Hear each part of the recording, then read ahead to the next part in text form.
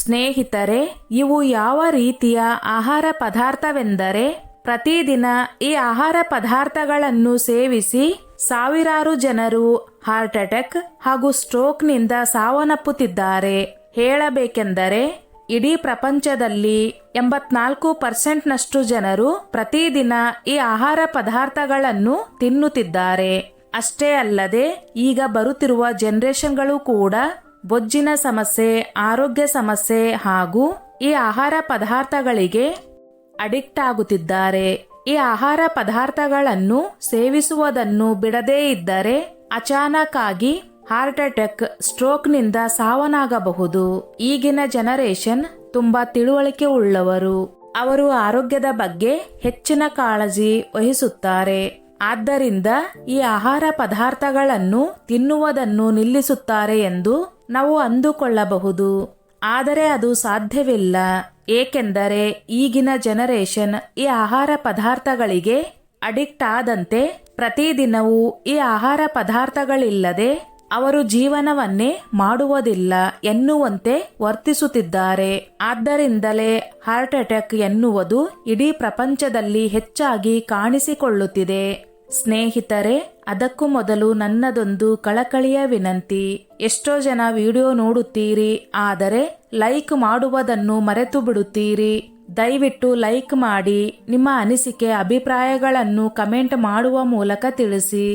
ಇತ್ತೀಚೆಗೆ ಒಬ್ಬ ವೈದ್ಯರು ಹೇಳಿದರು, ಅವರು ಪದೇ ಪದೇ ಟ್ರಾವೆಲ್ ಮಾಡುತ್ತಿರುವಾಗ ಹೋಟೆಲ್ನಲ್ಲಿ ಉಳಿದುಕೊಳ್ಳುವ ಪ್ರಸಂಗ ಬರುತ್ತಿತ್ತು. ಆಗ ಅವರು ಹೋಟೆಲ್ನಲ್ಲಿ ಊಟ ಮಾಡುತ್ತಿದ್ದರು. ಅದನ್ನು ನೋಡಿದ ತಕ್ಷಣ ಒಳ್ಳೆಯ ಉತ್ತಮವಾದ ಆಹಾರ ಎಂದು ಅನಿಸುತ್ತದೆ. ಕೆಲವು ವರ್ಷಗಳ ನಂತರ ನಾನು ಚೆಕಪ್ ಮಾಡಿಸಿದಾಗ ನನ್ನ ರಕ್ತನಾಳಗಳಲ್ಲಿ ಬ್ಲಾಕೇಜ್ ಆಗಿರುವುದು ಕಂಡು ಬಂದಿತ್ತು. ಆಗ ನನಗೆ ಅರ್ಥವಾಯಿತು, ಯಾವ ಆಹಾರ ಪದಾರ್ಥಗಳನ್ನು ಉತ್ತಮ ಎಂದು ನಾನು ಪರಿಗಣಿಸಿದ್ದೇನೋ ಅದೇ ಆಹಾರ ಪದಾರ್ಥಗಳು ನನ್ನ ಆರೋಗ್ಯವನ್ನು ಹದಗೆಡಿಸುತ್ತಿವೆ ಎಂದು.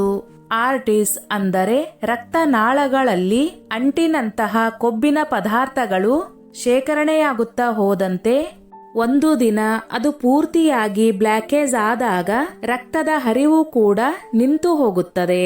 ನಂತರ ನಮಗೆ ಹಾರ್ಟ್ ಅಟ್ಯಾಕ್ ಹಾಗೂ ಸ್ಟ್ರೋಕ್ನಂತಹ ಗಂಭೀರವಾದ ಸಮಸ್ಯೆಗಳು ಎದುರಾಗುತ್ತವೆ. ಮುಖ್ಯವಾಗಿ ಹೃದಯದ ಆರ್ಟಿಸ್, ರಕ್ತನಾಳಗಳು ಬ್ಲಾಕ್ ಆಗಲು ಕಾರಣವಾದ ಕೊಲೆಸ್ಟ್ರಾಲ್ ಯಾವುದೆಂದರೆ NDL ಕೊಲೆಸ್ಟ್ರಾಲ್. ಇದಷ್ಟೇ ಅಲ್ಲದೆ ನಮ್ಮ ಹೃದಯದಲ್ಲಿ ಉಂಟಾಗುವ ದೀರ್ಘವಾದ ಉರಿಯೂತ ಹಾಗೂ ಇನ್ಸುಲಿನ್ ರೆಸಿಸ್ಟೆನ್ಸ್ ಅಂದರೆ ಇನ್ಸುಲಿನ್ ಪ್ರತಿರೋಧ. ಹೃದಯದ ಗೋಡೆಗಳ ಮೇಲೆ ಇನ್ಸುಲಿನ್ನ ಪ್ರಮಾಣ ಜಾಸ್ತಿ ಆಗುತ್ತಾ ಹೋದಂತೆ ಇದನ್ನು ಮೆಟಾಬಾಲಿಕ್ ಡಿಸೀಸ್ ಎಂದು ಕರೆಯುತ್ತಾರೆ. ಹಾಗಾದರೆ ಯಾವ ಆಹಾರ ಪದಾರ್ಥಗಳು ನಮ್ಮ ಹೃದಯದ ಆರೋಗ್ಯವನ್ನು ಹಾಳು ಮಾಡುತ್ತವೆ ಎನ್ನುವುದನ್ನು ತಿಳಿದುಕೊಳ್ಳೋಣ. ಯಾವ ಆಹಾರ ಪದಾರ್ಥಗಳಲ್ಲಿ ರಿಫೈನ್ಡ್ ಕಾರ್ಬೋಹೈಡ್ರೇಟ್ಸ್ ಮತ್ತು ಸಕ್ಕರೆ ಅಂಶ ಜಾಸ್ತಿ ಇರುತ್ತದೆ. ಈ ರೀತಿಯ ಆಹಾರ ಪದಾರ್ಥಗಳು ನಿಮ್ಮ ಹೃದಯಕ್ಕೆ ತುಂಬಾ ಹಾನಿಕಾರಕ, ವಿಷವಿದ್ದಂತೆ. ಇವುಗಳು ನಿಮ್ಮ ರಕ್ತದಲ್ಲಿ ಬಹುಬೇಗ ಶುಗರ್ ಲೆವೆಲ್ ಅನ್ನು ಜಾಸ್ತಿ ಮಾಡುತ್ತವೆ. ಇದು ತಿಂಗಳುಗಟ್ಟಲೆ ಮುಂದುವರೆದಿದ್ದರೆ ನಿಮ್ಮ ದೇಹ ಇನ್ಸುಲಿನ್ ಸೂಚನೆಗಳನ್ನು ನೆಗ್ಲೆಕ್ಟ್ ಮಾಡುತ್ತದೆ. ಈ ಪ್ರಕ್ರಿಯೆಯನ್ನು ನಾವು ಇನ್ಸುಲಿನ್ ಪ್ರತಿರೋಧಕ, ಇನ್ಸುಲಿನ್ ರೆಸಿಸ್ಟೆಂಟ್ ಎಂದು ಕರೆಯುತ್ತೇವೆ. ನಾವು ಪ್ರತಿದಿನ ಬೆಣ್ಣೆ, ತುಪ್ಪ, ಎಣ್ಣೆ ಅಂಶಗಳನ್ನು ಸೇವಿಸುವುದನ್ನು ಬಿಟ್ಟಿದ್ದೇವೆ ಎಂದು ಹೇಳುತ್ತೇವೆ. ಆದರೆ ಕಾರ್ಬೋಹೈಡ್ರೇಟ್ ಹೆಚ್ಚಾಗಿರುವ ಹಾಗೂ ಸಕ್ಕರೆ ಪ್ರಮಾಣ ಹೆಚ್ಚಾಗಿರುವ ಆಹಾರ ಪದಾರ್ಥಗಳು ಕೂಡ ಇದಕ್ಕಿಂತಲೂ ತುಂಬಾ ಡೇಂಜರಸ್ ಎನ್ನುವುದು ನಮ್ಮ ಅರಿವಿಗೆ ಬರುವುದಿಲ್ಲ. White bread, brown bread, corn flex, rusk, ಸಂಸ್ಕರಿಸಿದ ಧಾನ್ಯಗಳು ಇವುಗಳನ್ನು ಉತ್ತಮವಾದ ಆಹಾರ ಪದಾರ್ಥಗಳು ಎಂದು ತಿನ್ನಲು ಹೇಳುತ್ತಾರೆ. ಆಗ ನಾವು ಕೂಡ ಕುರುಡರಂತೆ ನಂಬಿಬಿಡುತ್ತೇವೆ. ಕೆಲಾಕ್ಸ್, ಕಾಂಫ್ಲೆಕ್ಸ್ ನಂತಹ ಜಾಹೀರಾತುಗಳನ್ನು ನೋಡಿರುತ್ತೇವೆ. ಇದಕ್ಕಿಂತಲೂ ಉತ್ತಮವಾದ ಬ್ರೇಕ್ಫಾಸ್ಟ್ ಬೇರೊಂದಿಲ್ಲ ಎಂದು ಹೇಳುತ್ತಿರುತ್ತಾರೆ. ಅಷ್ಟೇ ಅಲ್ಲದೆ ಮಕ್ಕಳಿಗೆ ಕೊಡುವ ಚಾಕೋಸ್ ಮುಂತಾದ ಫ್ಯಾನ್ಸಿ ಆಹಾರ ಪದಾರ್ಥ ಬರುತ್ತಿವೆ. ಇವುಗಳು ಉತ್ತಮವಾದ ಆಹಾರ ಪದಾರ್ಥಗಳು ಎಂದು ನಾವು ಮಕ್ಕಳಿಗೆ ಬೆಳಗ್ಗೆ ಖಾಲಿ ಹೊಟ್ಟೆಯಲ್ಲಿ ಬ್ರೇಕ್ಫಾಸ್ಟ್ಗೆ ಕೊಡುತ್ತೇವೆ. ನೀವು ಇದರಲ್ಲಿ ನೋಡುವುದಾದರೆ ಹೆಚ್ಚಿನ ಪ್ರಮಾಣದಲ್ಲಿ ಕಾರ್ಬೋಹೈಡ್ರೇಟ್ಸ್ ಇರುತ್ತದೆ. ಅಷ್ಟೇ ಅಲ್ಲದೆ ಕಡಿಮೆ ಪ್ರಮಾಣದಲ್ಲಿ ಫೈಬರ್ ಇರುತ್ತದೆ ಮತ್ತು ಇದರಲ್ಲಿ ಸೀಕ್ರೆಟ್ ಕೆಮಿಕಲ್ ಕೂಡ ಇರುತ್ತದೆ. ಟ್ರೈ ಪೊಟ್ಯಾಸಿಯಂ ಫಾಸ್ಫೇಟ್ ಹೆಸರಿನ ಕೆಮಿಕಲ್ ಇರುತ್ತದೆ. ಈ ಕೆಮಿಕಲ್ ಅನ್ನು ಕ್ಲೀನಿಂಗ್ ಏಜೆಂಟ್ಗಳಲ್ಲಿ ಬಳಸಲಾಗುತ್ತದೆ. ಸ್ವಲ್ಪ ಯೋಚನೆ ಮಾಡಿ. ನೀವು ಪ್ರತಿದಿನ ಬೆಳಗ್ಗೆ ನಿಮ್ಮ ಮಕ್ಕಳಿಗೆ ಖಾಲಿ ಹೊಟ್ಟೆಗೆ ಈ ರೀತಿ ಕ್ಲೀನಿಂಗ್ ಏಜೆಂಟ್ನಲ್ಲಿ ಬಳಸುವ ಕೆಮಿಕಲ್ ಅನ್ನು ಕೊಡುತ್ತಿದ್ದೀರಿ. ನೀವು ನಿಮ್ಮ ಮಕ್ಕಳಿಗೆ ಇದನ್ನು ಕೊಡಲು ಬಯಸುತ್ತೀರಾ? ನಿಮಗೆ ಗೊತ್ತಿಲ್ಲದೆ ಇಷ್ಟು ದಿನ ಕೊಟ್ಟಿದ್ದರೆ ಪರವಾಗಿಲ್ಲ. ಇನ್ನು ಮುಂದೆ ಗೊತ್ತಾದ ಮೇಲೂ ಕೂಡ ಕೊಟ್ಟರೆ ಅದು ಒಂದು ಅಪರಾಧವಾಗುತ್ತದೆ.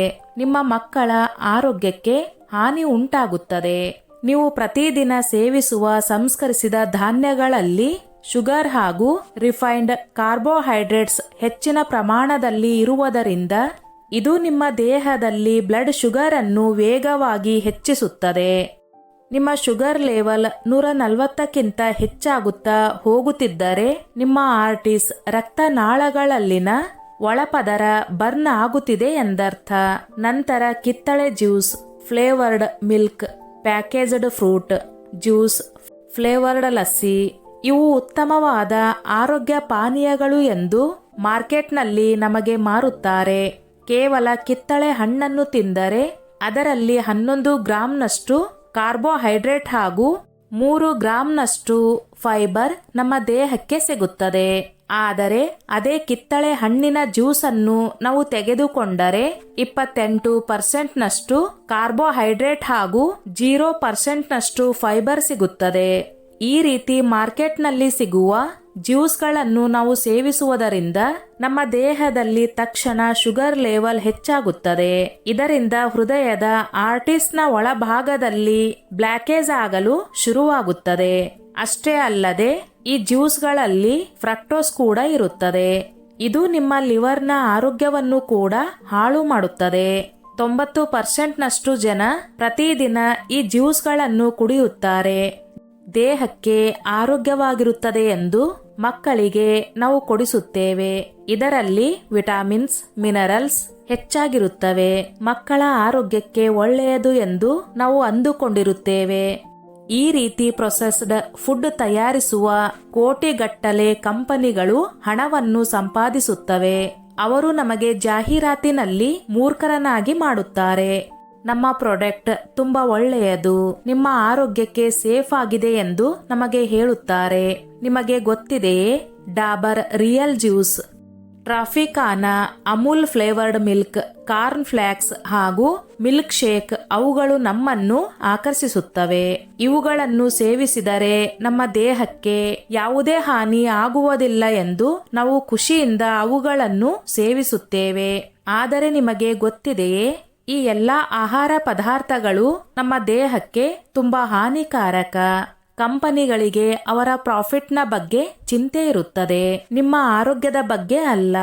ನಾವು ಅನಾರೋಗ್ಯಕರ ಆಹಾರ ಪದಾರ್ಥಗಳನ್ನು ಆರೋಗ್ಯಕರ ಆಹಾರ ಪದಾರ್ಥಗಳೆಂದು ಸೇವಿಸುತ್ತೇವೆ. ಅದೇ ತೊಂದರೆಯಾಗಿರುವುದು. ಆಗ ನಾವು ಸ್ವಲ್ಪ ಯೋಚಿಸಬೇಕು, ನಾವು ಸೇವನೆ ಮಾಡುತ್ತಿರುವುದು ಸರಿಯೇ ತಪ್ಪೇ ಎಂದು. ಇದು ನಮ್ಮ ಆರೋಗ್ಯಕ್ಕೆ ಹಾನಿಕಾರಕವಾಗಿರುತ್ತದೆ. ಹಾಗಾದ್ರೆ ನಾವು ಈ ಅನಾರೋಗ್ಯಕರ ಆಹಾರ ಪದಾರ್ಥಗಳ ಬದಲಾಗಿ ಬೆಳಗ್ಗೆ ಬ್ರೇಕ್ಫಾಸ್ಟ್ನ ಜಾಗದಲ್ಲಿ ನಾವು ಯಾವ ಆಹಾರ ಪದಾರ್ಥಗಳನ್ನು ಸೇವಿಸಬೇಕು ಎಂದು ಇಲ್ಲಿ ತಿಳಿದುಕೊಳ್ಳೋಣ. ಬ್ರೇಕ್ಫಾಸ್ಟ್ ಜಾಗದಲ್ಲಿ ನಾವು ಯಾವುದೇ ರೀತಿಯ ಪ್ಯಾಕೇಜ್ಡ್ ಫುಡ್ ತಿನ್ನಬಾರದು. ಒಂದು ವೇಳೆ ತಿನ್ನುವ ಪರಿಸ್ಥಿತಿ ಬಂದರೆ ಅದರಲ್ಲಿ ಕಾರ್ಬೋಹೈಡ್ರೇಟ್ನ ಪ್ರಮಾಣ 5%ಗಿಂತಲೂ ಕಡಿಮೆ ಇರಬೇಕು. ನೀವು ಸೇವಿಸುತ್ತಿರುವ ಪ್ಯಾಕೇಜ್ಡ್ ಫುಡ್ನಲ್ಲಿ ಕಾರ್ಬೋಹೈಡ್ರೇಟ್ 20% ಹಾಗೂ 1% ಫೈಬರ್ ಇದ್ದರೆ ಇದು ತುಂಬಾ ಡೇಂಜರಸ್ ಎಂದು ಅರ್ಥ. ಒಂದು ವೇಳೆ ನೀವು ಸೇವಿಸುತ್ತಿರುವ ಪ್ಯಾಕೇಜ್ಡ್ ಫುಡ್ನಲ್ಲಿ 20% ಕಾರ್ಬೋಹೈಡ್ರೇಟ್ ಹಾಗೂ 5% ಫೈಬರ್ ಇದ್ದರೆ ಅದು ಉತ್ತಮ ಎಂದು. ಇದರ ಬದಲಾಗಿ ನೀವು ಬೆಳಗ್ಗೆ ಬ್ರೇಕ್ಫಾಸ್ಟ್ನ ಜಾಗದಲ್ಲಿ ಮೊಟ್ಟೆ ಹಾಗೂ ಪನ್ನೀರ್ ಬುರ್ಜಿಯನ್ನು ಸೇವಿಸಬಹುದು. ಇದರಲ್ಲಿ ಸಾಕಷ್ಟು ಪ್ರಮಾಣದಲ್ಲಿ ಪ್ರೋಟೀನ್ ಹಾಗೂ ಕಡಿಮೆ ಕಾರ್ಬೋಹೈಡ್ರೇಟ್ಸ್ ಇರುತ್ತದೆ. ಚಪಾತಿ, ಹೆಸರುಬೇಳೆ ಹಾಗೂ ಮೊಸರನ್ನು ಸೇವಿಸಬಹುದು. ಅವಲಕ್ಕಿ ಹಾಗೂ ಕಡಲೆ ಬೀಜಗಳನ್ನು ಸೇವಿಸಬಹುದು. ಮೊಸರಿನ ಜೊತೆ ಕಡಲೆ ಬೀಜ, ಬಾದಾಮಿ ಹಾಗೂ ಅಕ್ರೋಟನ್ನು ಸೇರಿಸಿ ಸೇವಿಸಬಹುದು. ಆದಷ್ಟು ಮನೆಯಲ್ಲಿಯೇ ತಯಾರಿಸಿದ ಆಹಾರ ಪದಾರ್ಥಗಳು ಸೇವಿಸುವುದು ಬಹಳ ಉತ್ತಮ. ಅಷ್ಟೇ ಅಲ್ಲದೆ ನಿಮ್ಮ ಬಾಯಿಗೂ ಕೂಡ ವೆರೈಟಿ ಆದಂತಹ ರುಚಿಗಳನ್ನು ನೀಡಬಹುದು. ಅಷ್ಟೇ ಅಲ್ಲದೆ ಖರ್ಚು ಕೂಡ ಕಡಿಮೆ. ನಿಮ್ಮ ಆರೋಗ್ಯವೂ ಕೂಡ ಚೆನ್ನಾಗಿರುತ್ತದೆ. ಸ್ನೇಹಿತರೆ, ನೆನಪಿನಲ್ಲಿಡಿ, ಹಾರ್ಟ್ ಅಟ್ಯಾಕ್ ಎನ್ನುವುದು ಅಚಾನಕ್ ಆಗಿ ಬರುವುದಲ್ಲ. ಹೃದಯದ ರಕ್ತನಾಳಗಳಾದ ಆರ್ಟಿಸ್ ನಿಧಾನವಾಗಿ ಬ್ಲಾಕ್ ಆಗುತ್ತಾ ಬರುತ್ತದೆ. ನಂತರ ಅಚಾನಕ್ ಆಗಿ ನಮಗೆ ಹೃದಯಾಘಾತವಾಗುತ್ತದೆ. ಇದೆಲ್ಲದಕ್ಕೂ ಕಾರಣ ನಾವು ಸೇವಿಸುತ್ತಿರುವ ಅನಾರೋಗ್ಯಕರ ಆಹಾರ ಪದಾರ್ಥಗಳು. ಹಾರ್ಟ್ ಅಟ್ಯಾಕ್ ಆಗುತ್ತದೆಯೋ ಇಲ್ಲವೋ ಆ ಪ್ರಶ್ನೆ ಬೇಡ. ನಾವು ಈ ಒಂದು ಒಳ್ಳೆಯ ಹೆಜ್ಜೆಯನ್ನು ಇಡುವುದರಿಂದ ನಮ್ಮ ಹಾಗೂ ನಮ್ಮ ಮನೆಯವರ ಆರೋಗ್ಯವನ್ನು ಕಾಪಾಡಿಕೊಳ್ಳಬಹುದು. ಸ್ನೇಹಿತರೆ, ಈ ನನ್ನ ಮಾಹಿತಿ ನಿಮಗೆ ಇಷ್ಟವಾಗಿದ್ದಲ್ಲಿ ದಯವಿಟ್ಟು ಶೇರ್ ಮಾಡಿ, ಲೈಕ್ ಮಾಡಿ ಮತ್ತು ಸಬ್ಸ್ಕ್ರೈಬ್ ಮಾಡಿ.